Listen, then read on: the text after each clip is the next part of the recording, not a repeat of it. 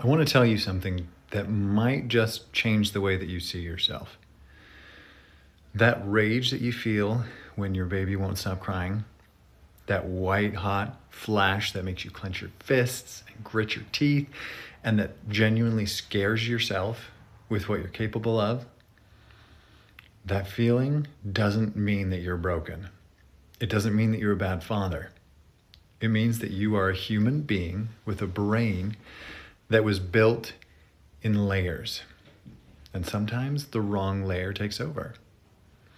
Dan Siegel talks about the brain like a house. He says you've got an upstairs and a downstairs. The upstairs brain is the newer part, that prefrontal cortex, right? Right behind the forehead, right here. That's where you think things through. It's where you consider consequences and make plans.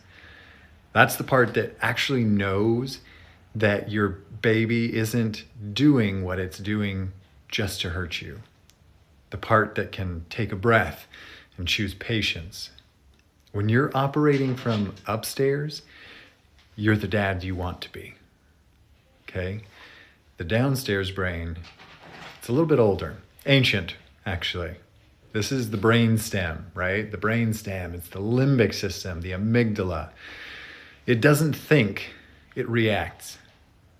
Its whole job is survival, fight, flight, freeze. It sees threats and responds to them before you even really know what's happening, okay? Here's the problem. When you're exhausted, overwhelmed, running on fumes, the staircase running between these two floors collapses.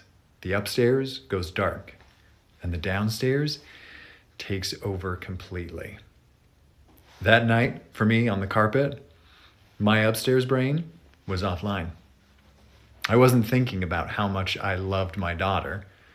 I wasn't reasoning through my options. I was downstairs in the dark, and my body was screaming at me to fight or run. Each of us has what Siegel calls a window of tolerance, okay? It's the zone where both floors are connected, where you can feel stress without losing access to your thinking brain. When you're inside that window, you can hear your baby cry and still respond like a human being.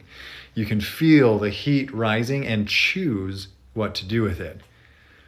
But here's the thing, that window is not fixed. It shrinks when you're depleted. Sleep deprivation, hunger, isolation, stress, all of those things narrow it. Sometimes they narrow it so much that even just a single cry is enough to send you just tumbling down those stairs into the basement. And once you're down there, you cannot think your way back up. The upstairs is locked. You're running on pure survival instinct at that point. Here's what nobody tells new dads.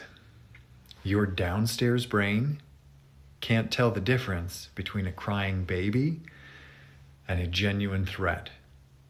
That sound, that relentless, piercing, desperate cry registers as danger. Not because you're weak, because babies evolved to be impossible to ignore. That cry is designed to hijack your nervous system. It's a survival mechanism, and it works exactly as it was intended. Here's the thing though, your amygdala doesn't pause to evaluate. It doesn't ask whether this is an actual emergency. It just hits the alarm and floods your body with stress hormones, cortisol, adrenaline. Your heart pounds, your muscles tense, and your vision narrows. And the staircase to those upstairs is gone in that moment. That's not a character flaw. That's simply architecture. Okay, so what do you do with this? What do we do with that information? First, you stop blaming yourself for having a downstairs brain. Everyone has one. The reaction is not the measure of your character. What you do next is. Second, you learn what shrinks your window and what widens it, okay? Sleep, food, connection, movement. Even 60 seconds of grounding, like the 5, 4, 3, 2, 1 technique I taught you in the last video. These things are not luxuries. They're how you keep the staircase intact.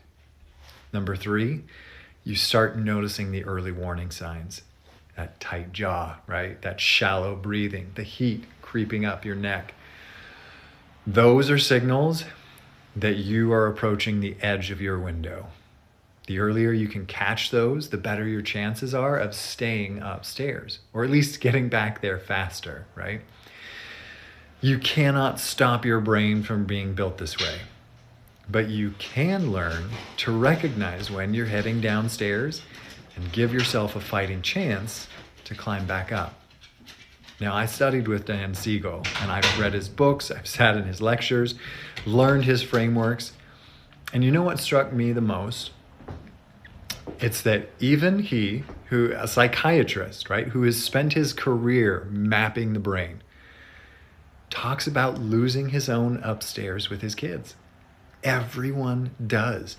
The goal is not to never go downstairs. The goal is to shorten the trip. The dads who struggle most are not the ones who feel rage. Nearly every father feels it. The ones who struggle are the ones who feel it and decides that it means something permanent about who they are. They let that shame lock them in the basement. Don't let that be you. Your brain was built for survival, right? 2 floors, 1 staircase, and a window that shrinks when you're depleted. Now you know the architecture. Now you can work with it instead of against it. You are not broken. You're human. And tonight, when it gets hard, I want you to remember, the stairs are still there. You can climb back up. I'll see you in the next one.